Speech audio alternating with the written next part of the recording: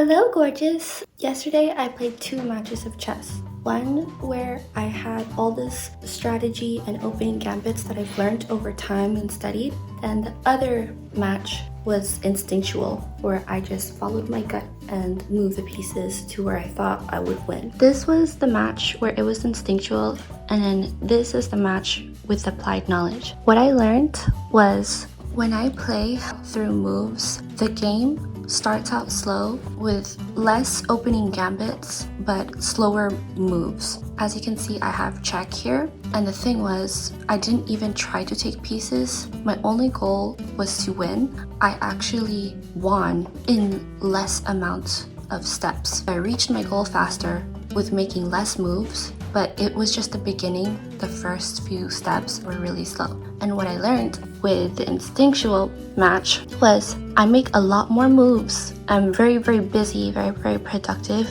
but the game went on for much longer because I was so busy just moving around rather than focusing on my goal. I ended up making so many more steps, as you can see all the pieces I've eaten up, and reached my goal much slower. I didn't time myself for any of the matches, but next time I will. I will also record how many moves and the different styles of plays that I did. That's something I'm gonna keep on doing. I want to get to the point where my instincts become the habits of a strategical match, as opposed to them being so different. I want them to be closer and to get better at winning faster. My way of thought is definitely not there yet, not anywhere close, but it would be great to practice getting good at thinking. Eventually 10 steps ahead, then 12 steps ahead. Right now, my thoughts are at 7 steps ahead instinctively. Being an incredible chess master, that's always 12 steps ahead. That's way above my pay grade, way above my natural way of thinking. So one day, when I get to 8 steps ahead, then I'll get to 9 steps ahead. When I get to 10 steps ahead, then I'll be a little bit more satisfied. 12 is very advanced for me.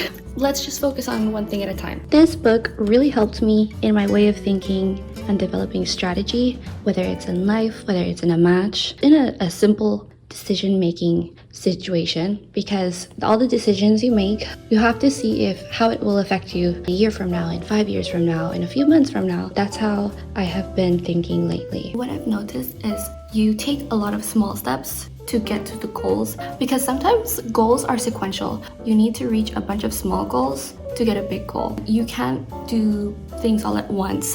All the most rewarding things are like this, like working out. If you want to lose 10 pounds or you want to gain 10 pounds of muscle, it's not overnight that it's gonna happen. You need to do a little bit every day. Keep yourself consistent and keep yourself in check. It is with like cleaning the house. When it comes to doing the dishes, I let it build up and then I get frustrated on the day that I have to do the dishes, and I get really stressed and I get in a bad mood and I treat everyone else around me badly, and it becomes this whole bad day, as opposed to a little bit every day, just a little pain here and there, where it doesn't feel stressful if you have 2 dishes to wash. I'm gonna keep doing the 2 matches every day. It felt really good to get the juices flowing in my cognitive flow, cognitive structure, cognitive movement. It was like doing a workout, but for the brain. I was kind of analyzing, get to knowing where I am lately, how I'm thinking. It's always good to have that basis, and now I know where I am, I can keep on moving towards my goal. A lot of people want to make move 5 when they haven't even done 1 through 4 yet.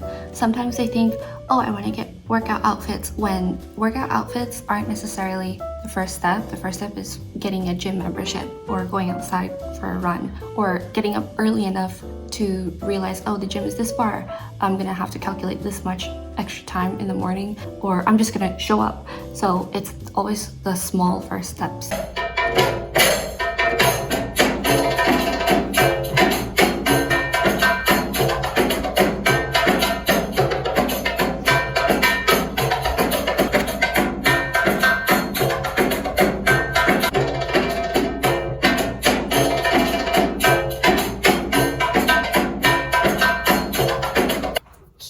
I don't do a lot of things, but the things that I do, the things I like to touch, I want to master. Cooking is one of them, but that is a whole entire video on its own. I definitely want to go to cooking school one day in the future after flight school. One thing at a time, please. Back surgery does not permit me to work out, but I was trying to see how well I can stretch and how agile I am now that I have a healthy back again. I can move around. I cannot wait till I'm fully healed. I was testing the waters a little bit by dancing. Flamenco hurts a little bit. Belly dance or raksharki or oriental dance feels really loose. Like I'm getting there, I'm getting somewhere, but I don't want to push myself. So I started out really slow, really easy. You can see that I have not been working out. I missed my abs. After this surgery, I am definitely gonna do everything I can to hit the gym, stay in shape, stay on top of my health, and I want to be more cut. I want to be strong because my core is not what it used to be. I couldn't even sit straight before my back surgery without it hurting. I couldn't stand, walk, or do a simple jump or step without it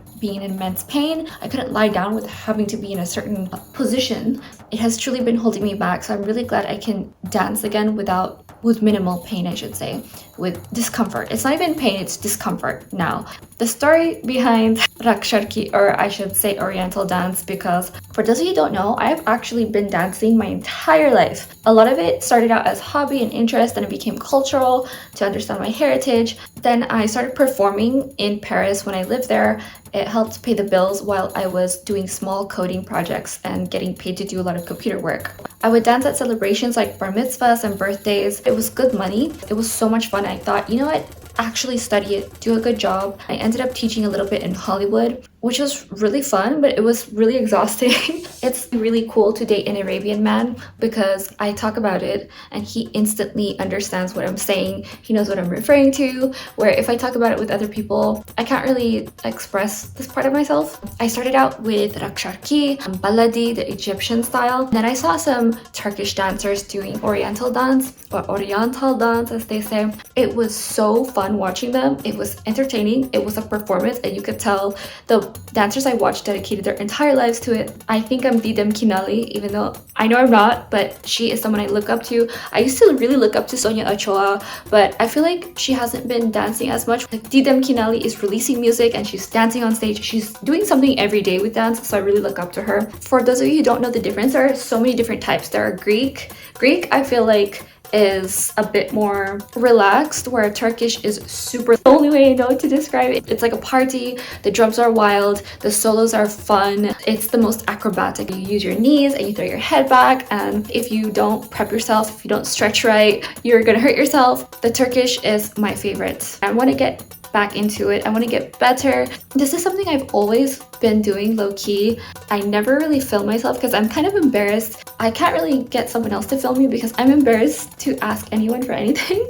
And I also have so many cute hip skirts and outfits that go with this, and it's just a weird random skill that I never talked about, or hobby. Hello gorgeous, my voice is gone. I was practicing singing and have some tea here. I hope my voice is gone. It's been a while since I practiced singing, and I was going through just some old pieces that I remembered, and I was also practicing some piano. I'm working on this piece right now, if you know what this is, by Chopin. And yeah, it just looks like someone sneezed on the paper. Like, that's how crazy it is. It's not that crazy actually. It's just a technique piece, and I completely forgot where to place my fingers for where, and I found this brilliant website, michaelkravchuk.com. I'll have it linked below. And also, he gives free piano music sheets, and he does it himself, no garbage photocopying. I think he uses Finale Notepad. That's what I used to use when I was growing up and had a music program to write out music, and you can hear in real time what it sounds like. You can play it with all the different instruments, the orchestration. This is brilliant because it's painstaking to do that, just so you know, especially this piece. So it's Winter Wind by Chopin, Opus 25, number 11. I'll play it here. This piece was known for practicing your agility and technique and how well you play, just getting your hands warmed up essentially. And it is a really cool, beautiful piece that is so dramatic and fun. It was refreshing to remember all of the memories just coming back to me, and how lucky I was to be taught to have private piano lessons. And I made this whole piece about it. I wrote a 1,000 word piece. I had to break it down because it was already 3,000 words, and so I've made it smaller. And I'm gonna go back, make articulations with a pencil. This is the first time I'm using a pencil in years. For those of you who do not know, I use pens, I use ink because I do not plan on making mistakes. But this is actually good when you're flying. I want to be able to know this piece inside out. I want to fully Ray Chen this. So if you don't know Ray Chen, he is an amazing violin soloist who one time I saw him live, and I also watch his YouTube videos. I've followed his solo career and I have loved ones who work with him. And also I have a classical music background, so in case you guys didn't know, I have videos on classical music. I'll have a playlist link below, all the history. Ray Chen, when he performed live, he performed Vivaldi's Four Seasons, and one of his strings broke. This is how much of a pro he is. He didn't use it. He didn't know the piece by muscle memory. He knew it inside out by all the notes. So he played everything on the A string, and until his concertmaster gave him another violin to replace. So I was dumbfounded. I was so in awe of his talent, his ability, his skill. This is why he's a soloist.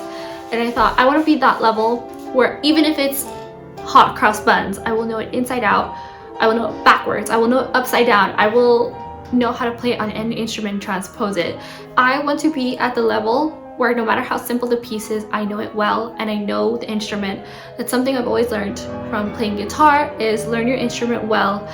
And I feel like there was a point where I mastered the guitar to the level that I wanted to, and I could have gone forward into that, but I wanted to establish a different style of career and move away from music. Now that I'm an adult and have some free time at home, I play the piano and practice those skills that I was lucky to have crafted early on in my life.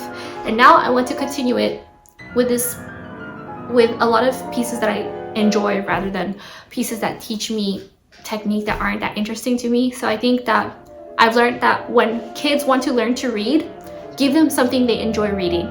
Don't give them the Iliad. Don't give them Homer. Give them Mighty Mouse. Give them comics. It's a page turner for them and it gets them interested in what they want to read, and then refine them and polish them as they go. Give them Holden Caulfield or Catcher in the Rye. Give them T.H. White. Give them the scriptures. Give it to them while they're young and while they're interested, and just have the place surrounded with the resources available to them, because that's what helped me growing up. It's that I passed by Jane Austen books every single day. I picked it up and I thought, wow, this is very different. It's interesting the way they talk and the way they even touched hands, or they weren't allowed to touch hands. It was a different time.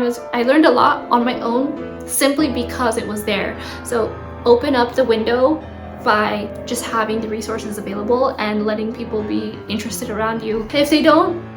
If they're not curious, then that's not on you. You did everything you could to show your kids, show your loved ones that this is something that you're about. If they don't understand it, that's okay too. Love them anyway. People are always surprised at the weird random skills that I have. The weird random interests, I should say, that I have, because I'm all over the map. I was thinking today, when am I gonna find someone who understands every single facet of me? And there aren't very many people. People are very special. Give yourself the opportunity to master your skills.